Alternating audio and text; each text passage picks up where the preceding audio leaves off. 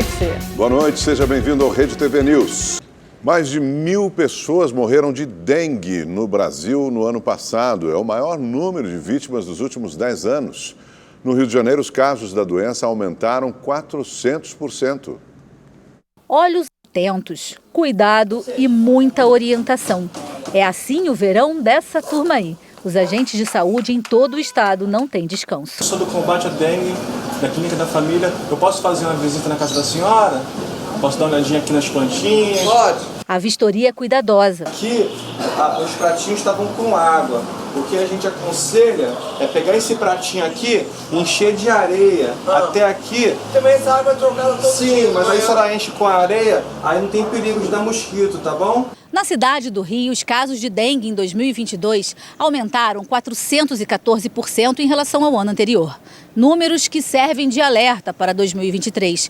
O ano que começou com muita chuva preocupa as autoridades de saúde, principalmente por causa da proliferação do mosquito Aedes aegypti e também por causa do vírus da dengue tipo 2. Um subtipo do vírus que a cidade ainda não tem imunidade, que a gente ainda não teve uma epidemia.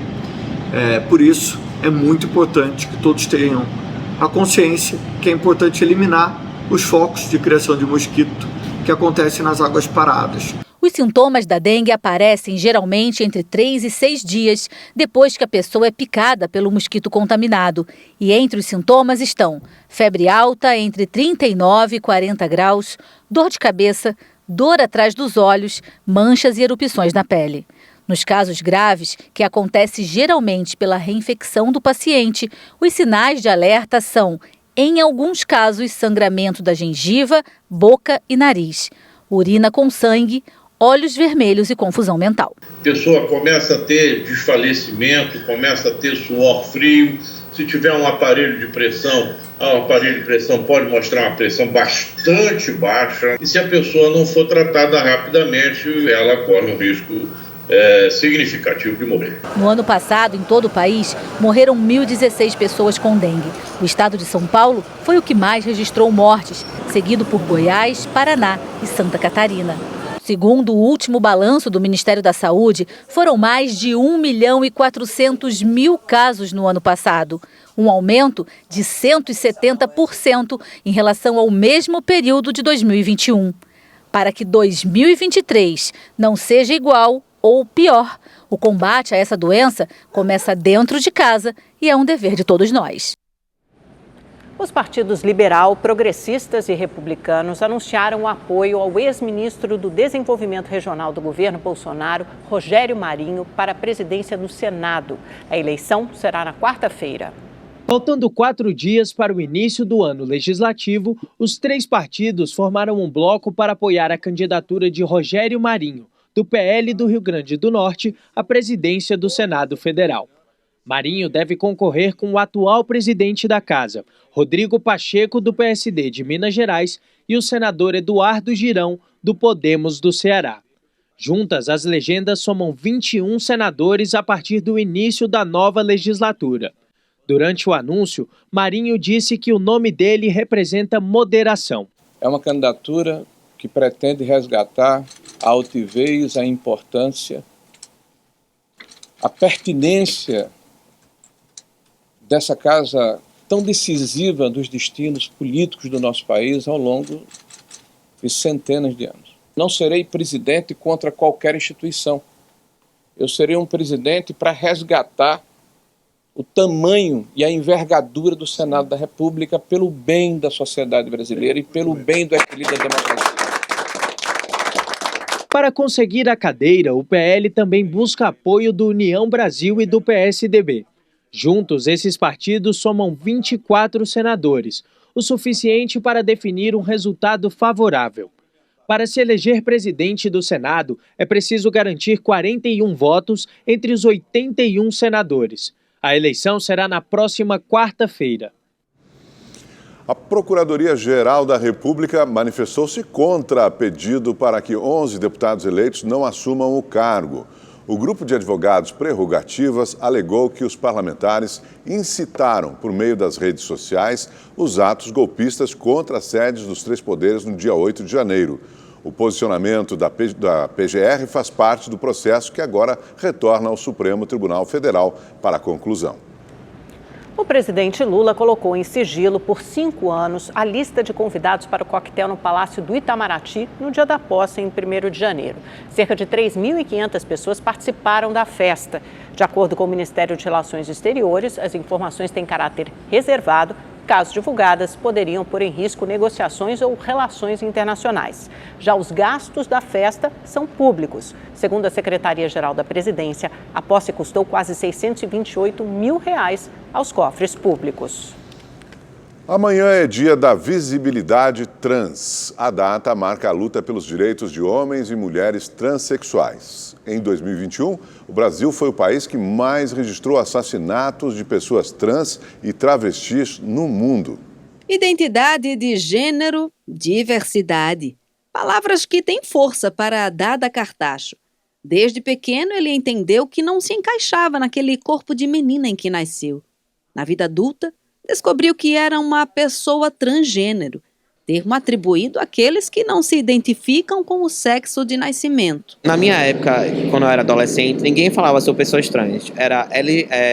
Não era nem LGBT, era GLS, né?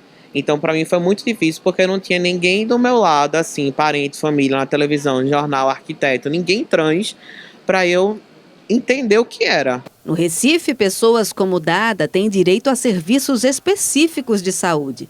No ambulatório Patrícia Gomes, na zona norte da capital pernambucana, cerca de 100 pessoas são atendidas por semana. É um lugar que a gente vai ter justamente esse olhar integral sobre a saúde dessa população, né? E que a gente tem alguns serviços que vão garantir que essas pessoas vão ter acesso à saúde, que por muitas outras vezes foram negados, ou enfim, alguns outros acontecimentos na vida dessas pessoas afastam ela dos serviços de saúde dentro do SUS. Dada faz o acompanhamento há 1 ano e 8 meses. Cada pessoa trans carrega em si a pluralidade de ser quem se é. Cada pessoa trans é um sujeito. De acordo com um relatório de 2021 da Transgender Europe, que monitora dados sobre a população LGBTQIA+, o Brasil foi o país com maior registro de assassinatos de pessoas trans e travestis no mundo. Entre janeiro de 2008 e setembro de 2021, foram mais de 4 mil mortes. Segundo dados da ANTRA, Associação Nacional de Travestis e Transsexuais, somente no ano passado foram registradas 131 mortes de pessoas trans em todo o país, uma média de 11 por mês. Pernambuco lidera esse número com 13 óbitos, seguido por São Paulo com 11 e Ceará também com 11. Quase 90% das vítimas tinham entre 15 e 40 anos. O motociclista morreu depois de ser arrastado para uma enxurrada durante a chuva que atingiu a cidade de São Paulo nesta tarde. As regiões norte e leste foram as mais atingidas. 2 vias alagaram e ficaram intransitáveis. Essas imagens mostram carros sendo arrastados numa avenida da zona norte da cidade.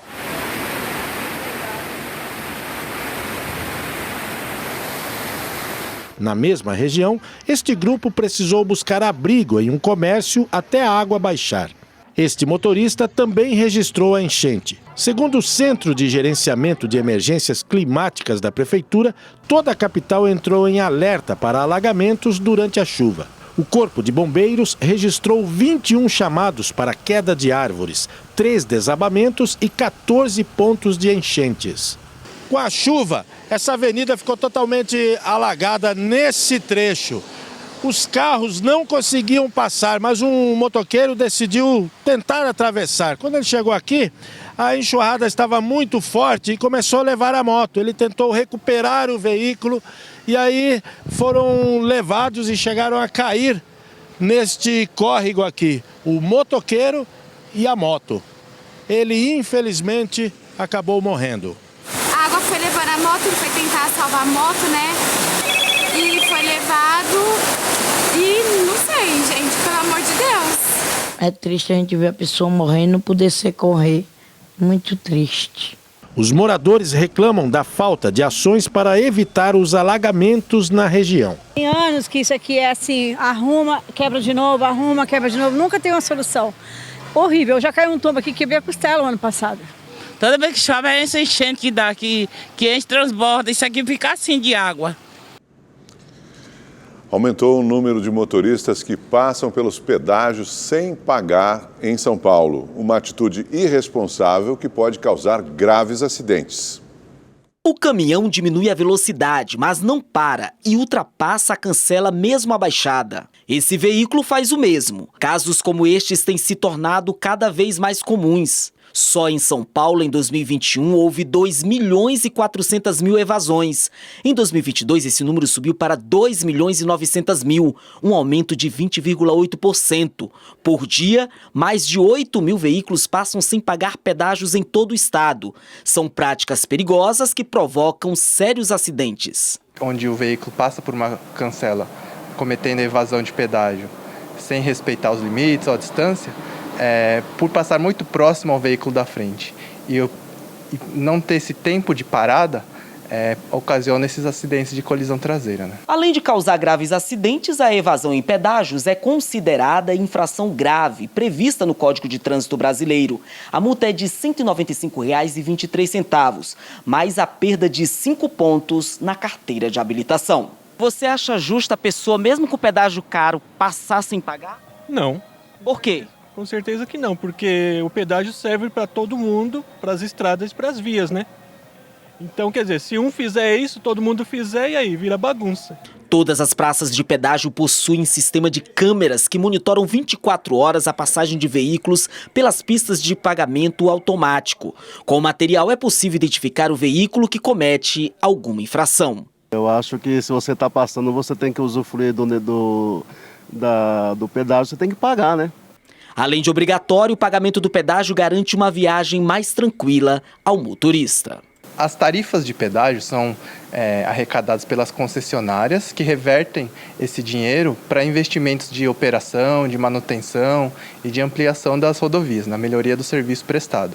E no caso das multas de evasão de pedágio, esse dinheiro é revertido para a Fazenda do Estado, que pode utilizar tanto para investimentos em rodovias quanto campanhas de educação de trânsito. O Corpo de Bombeiros do Rio de Janeiro liberou a Marquês de Sapucaí para um ensaio técnico das escolas de samba. 2 restaurantes dentro do sambódromo foram interditados. Foi no final da tarde que os bombeiros liberaram o sambódromo. A vistoria demorou 30 minutos. As mangueiras e os hidrantes foram testados um a um. E o documento autorizando os desfiles técnicos de hoje, da série Ouro, e amanhã do Grupo Especial, finalmente foi liberado. O impasse com relação ao sambódromo começou por conta de um ajustamento de conduta firmado entre os bombeiros e a Riotur. A prefeitura tinha entrado com um pedido de prorrogação do termo, mas faltava a Riotur assinar. Além disso, numa vistoria feita na noite de ontem, os bombeiros encontraram irregularidades e emitiram uma nota impedindo os desfiles do final de semana. A Justiça do Rio, no entanto, determinou que a prefeitura comprovasse a segurança do local em 24 horas. Foi então que a Liga das Escolas de Samba, a prefeitura e a Riotur cumpriram as exigências. 2 restaurantes que estavam sendo preparados para funcionar durante o final de semana na avenida foram interditados. Eles não tinham a liberação do Corpo de Bombeiros. Após a publicação do termo de ajustamento de conduta, uma nova visita será agendada para avaliação do sambódromo para o Carnaval. A Liga e a Prefeitura têm todo o interesse em fazer com que as coisas aconteçam e que o povo tenha segurança e tranquilidade para vir aqui. A gente está preparando um Carnaval seguro, decente e com qualidade para todos vocês. E a programação oficial do Carnaval de Belo Horizonte começa no próximo sábado, mas muita gente não quis mais esperar. Diversos bloquinhos reuniram foliões animados com os preparativos de um dos maiores carnavais de rua do país. O sábado de sol e calor em BH entrou no ritmo do carnaval com os últimos ajustes para o início oficial da folia. Começa a ensaiar, a gente vai animando, vai pegando a animação e vai junto, né?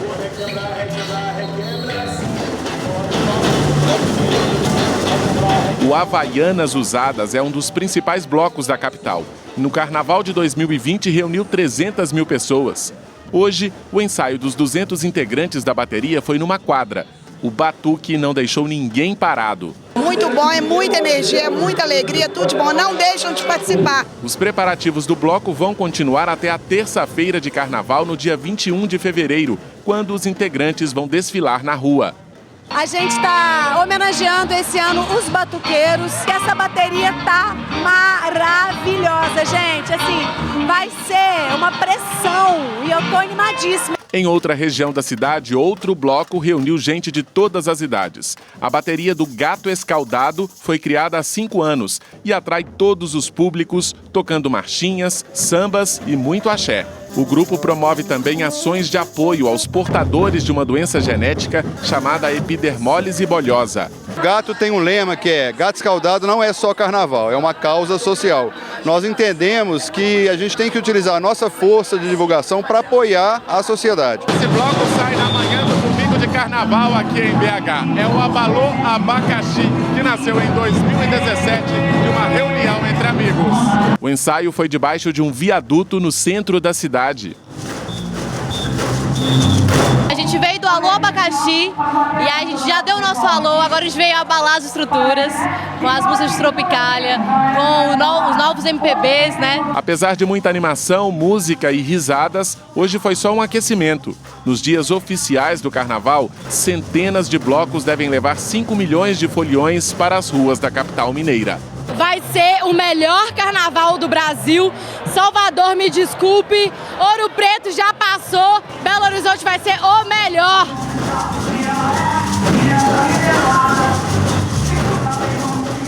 Concorrência tá boa. E olha, carnaval, verão, nessa época do ano já viu, né? As academias ficam super lotadas. Até porque ter uma vida mais saudável e entrar em forma estão entre as prioridades de muitos brasileiros em 2023.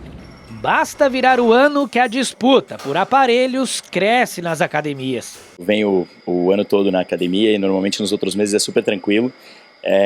Bom, a gente acaba ajustando um pouco o horário, então vem um pouco mais cedo, vem um pouco mais tarde, se é possível.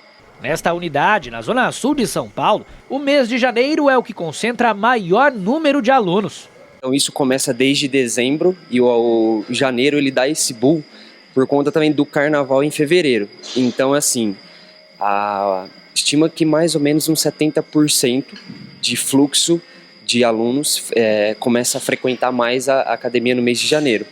O maior movimento tem explicação. É que a virada do ano costuma ser um grande incentivo para colocar em prática algumas metas que foram deixadas de lado. E o chamado Projeto Verão está no topo dessa lista de promessas a serem cumpridas em 2023. Já é a terceira vez que eu volto para essa academia, que eu só pagava e não vinha. E aí eu me dei uma data de limite, assim, né? Então agora ou vai ou vai. Já tô com quase 40, 38 anos, preciso me cuidar. E sempre vale lembrar que não tem essa de usar a idade como desculpa. Quanto mais cedo você começa a praticar o exercício físico, você tem durabilidade na sua vida, você tem a longo prazo. E não importa também se você tem 50, 60, 70, 80 anos hoje e começar a praticar o exercício físico. Nunca é tarde para começar. O importante é dar o primeiro passo. Dando esse primeiro passo, você tem saúde aí por muito tempo na sua vida. O seu Ricardo que o diga, aos 79 anos tem uma disposição de dar inveja. Eu tive uma cirurgia cardíaca há 8 anos e me recuperei completamente sem nenhuma sequela. Isso graças aos exercícios? Principalmente. Este profissional de educação física dá uma dica importante para não desanimar. Começa com 1, 2 vezes na semana, fazendo sessões de 10, 20, 30 minutos, bem pouco mesmo, porque é muito mais fácil você encontrar uma vez na semana, 10 minutos que seja, do que você querer já fazer todos os dias durante 1 hora. Você consegue manter a aderência e manter a consistência, que é o mais importante dentro desse processo, como tudo na vida, né? Diz a lenda que comer 7 bolinhas de nhoque no dia 29 de cada mês traz prosperidade. É a tradição conhecida como nhoque da fortuna.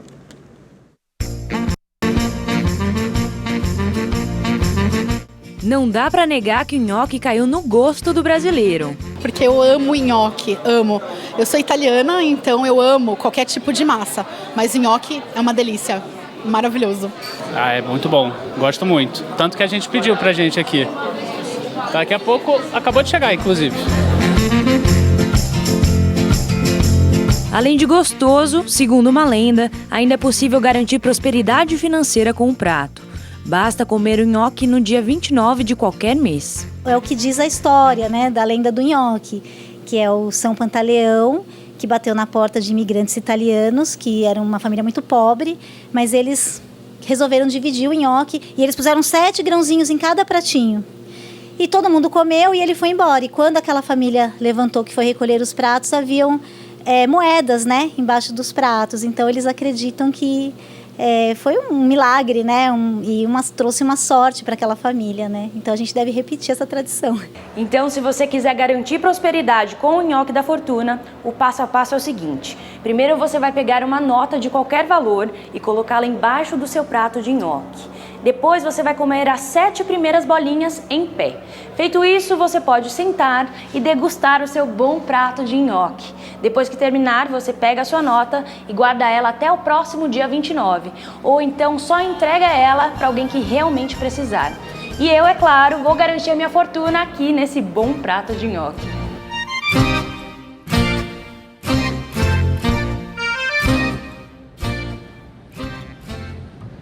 E o Rede TV News fica por aqui. Boa noite. Boa noite.